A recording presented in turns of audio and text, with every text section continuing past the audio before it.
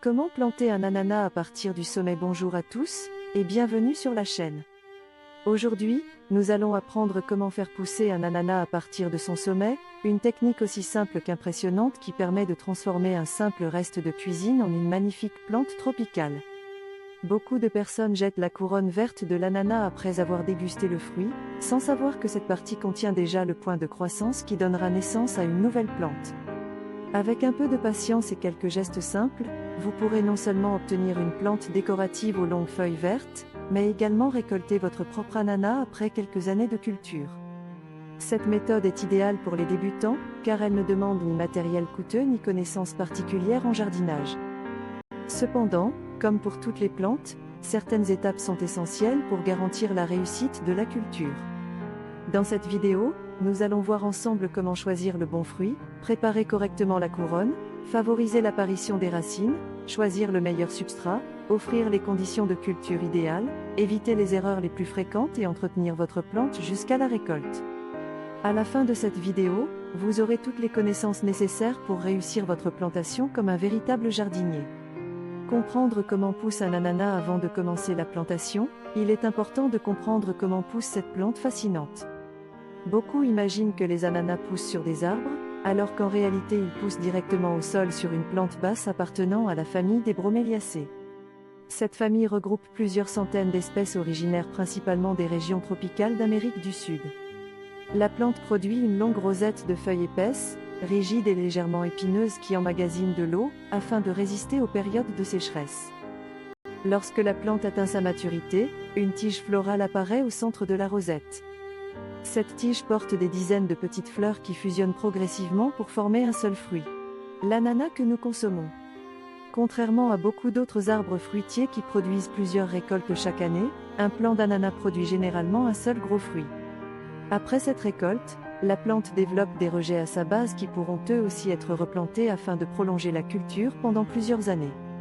Comprendre ce cycle de vie vous aidera à mieux prendre soin de votre plante et à comprendre pourquoi la patience est indispensable lorsque l'on cultive un ananas. Choisir un ananas de qualité. La réussite de votre plantation commence dès le choix du fruit. Toutes les couronnes ne donneront pas une nouvelle plante en bonne santé. Prenez donc le temps de sélectionner un ananas de bonne qualité. Choisissez un fruit dont les feuilles sont bien vertes, fermes, épaisses et bien attachées au centre. Les feuilles ne doivent pas être sèches, jaunies ou couvertes de taches brunes.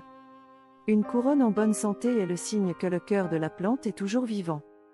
Évitez les fruits présentant des moisissures, des blessures importantes, des parties molles ou une odeur de fermentation. Ces signes indiquent que le fruit est déjà en train de se dégrader, ce qui réduit fortement les chances de réussite. Un petit test très simple consiste à tirer délicatement sur une feuille située au centre de la couronne. Si elle résiste et reste bien fixée, le sommet est généralement sain. Si elle s'arrache très facilement, il est préférable de choisir un autre fruit. Si possible, privilégiez un ananas cultivé localement ou récemment récolté, car une longue période de stockage, notamment au froid, peut ralentir ou empêcher le développement des nouvelles racines. Préparer correctement la couronne. La préparation est probablement l'étape la plus importante de toute la plantation. Une mauvaise préparation est souvent la principale cause d'échec. À l'aide d'un couteau bien propre, coupez la couronne environ 2 cm sous les feuilles. Ensuite, retirez soigneusement toute la chair restante autour de la base. Cette opération est indispensable, car la chair est très riche en sucre. Si elle reste attachée à la couronne, elle se décomposera rapidement dans le sol et favorisera l'apparition de moisissures ou de champignons. Une fois la chair retirée, enlevez plusieurs rangées de feuilles situées à la base de la couronne. Vous découvrirez progressivement une petite tige brune. C'est précisément cette partie qui développera les futures racines. Prenez votre temps pendant cette étape. Plus la préparation est propre, plus les chances d'obtenir une plante vigoureuse seront élevées. Pourquoi faut-il laisser sécher la couronne? Cette étape est souvent négligée par les débutants, pourtant elle est essentielle. Après avoir préparé la couronne, laissez-la sécher dans un endroit sec, aéré et à l'abri du soleil direct pendant 2 à 5 jours. Durant cette période, la base de la tige va cicatriser naturellement. Cette cicatrisation forme une protection qui limite fortement le développement des bactéries et des champignons responsables de la pourriture. Dans la nature, de nombreuses plantes grasses utilisent ce même mécanisme lorsqu'une branche se casse. Cette période de repos permet à la plante de mieux supporter la plantation. Même si cette étape demande un peu de patience, elle augmente considérablement les chances de réussite. Faire apparaître les racines. Deux méthodes permettent de développer les racines. La première consiste à placer uniquement la base de la tige dans un verre rempli d'eau propre. Les feuilles ne doivent jamais toucher l'eau, car elles pourraient pourrir rapidement.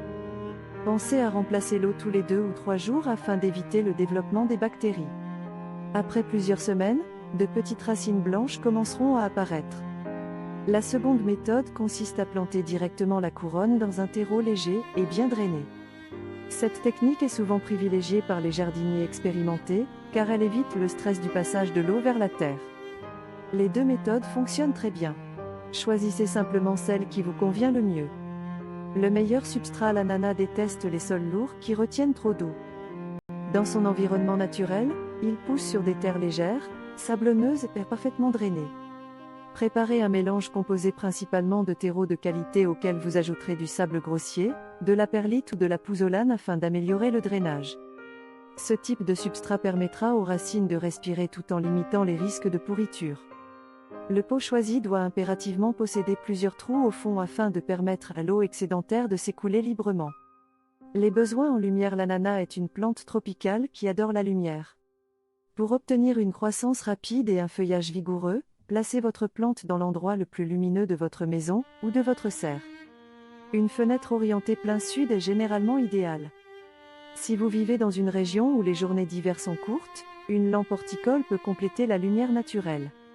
Une plante qui manque de lumière produira des feuilles longues, fines et moins résistantes, tout en ralentissant fortement sa croissance.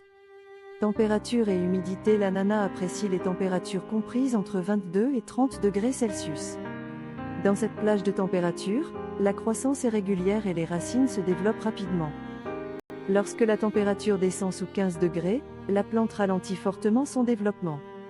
En dessous de 10 degrés, elle peut subir des dommages importants, et le gel peut être fatal.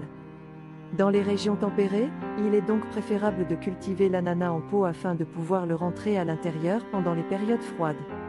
Comment bien arroser? L'arrosage est souvent la principale difficulté pour les débutants. Beaucoup pensent qu'une plante tropicale doit recevoir beaucoup d'eau, alors que l'ananas préfère un sol légèrement humide mais jamais détrempé. Avant chaque arrosage, vérifiez que les premiers centimètres du terreau sont bien secs. Si le sol est encore humide, attendez quelques jours supplémentaires. Pendant l'été, les arrosages seront naturellement un peu plus fréquents. En hiver, lorsque la croissance ralentit, ils devront être beaucoup plus espacés. Un excès d'eau est beaucoup plus dangereux qu'un léger manque d'eau. Fertilisez la plante. Après environ 2 mois de croissance, vous pourrez commencer à apporter un engrais équilibré une fois par mois. Les engrais organiques, le compost mûr ou le thé de compost constituent d'excellentes solutions naturelles pour nourrir progressivement la plante. Évitez cependant les excès d'engrais riches en azote. Une fertilisation excessive favorise la production de feuilles au détriment du futur fruit. Les erreurs à éviter. La première erreur consiste à laisser de la chair sur la base de la couronne. Cette chair pourrit rapidement et détruit souvent la future plante. La deuxième erreur est de planter immédiatement après la coupe sans laisser sécher la base. La troisième erreur est d'utiliser un terreau trop compact qui retient l'eau. La quatrième erreur est d'arroser trop fréquemment. La cinquième erreur est de placer la plante dans un endroit sombre. Enfin, beaucoup de jardiniers oublient que l'ananas est une plante tropicale et l'expose au froid, ce qui ralentit considérablement sa croissance. Quand récolter? Avec de bonnes conditions de culture, votre plante pourra produire un fruit entre 18 et 30 mois après la plantation. Lorsque l'ananas devient jaune doré, dégage un parfum intense et que ses écailles commencent à s'aplatir légèrement, il est prêt à être récolté. Le goût d'un ananas mûri naturellement sur la plante est généralement beaucoup plus sucré, parfumé et savoureux que celui des fruits récoltés prématurément pour être transportés sur de longues distances. Conclusion. Cultiver un ananas à partir de son sommet est une expérience passionnante qui montre qu'un simple déchet de cuisine peut devenir une magnifique plante tropicale. Même si cette culture demande du temps, chaque étape est une occasion d'observer la nature et de mieux comprendre le développement des plantes. En choisissant une couronne saine, en préparant correctement sa base, en utilisant un substrat bien drainé, en offrant beaucoup de lumière, une température chaude et un arrosage modéré, vous mettrez toutes les chances de votre côté pour réussir cette culture et, avec un peu de patience, récoltez votre propre ananas à la maison. Si cette vidéo vous a plu, pensez à laisser un j'aime, à vous abonner à la chaîne et à activer la cloche. Afin de découvrir chaque semaine de nouvelles vidéos consacrées au jardinage écologique, aux fruits, aux légumes et aux meilleures techniques de culture naturelle. Merci de votre fidélité, et à très bientôt pour une nouvelle aventure au jardin.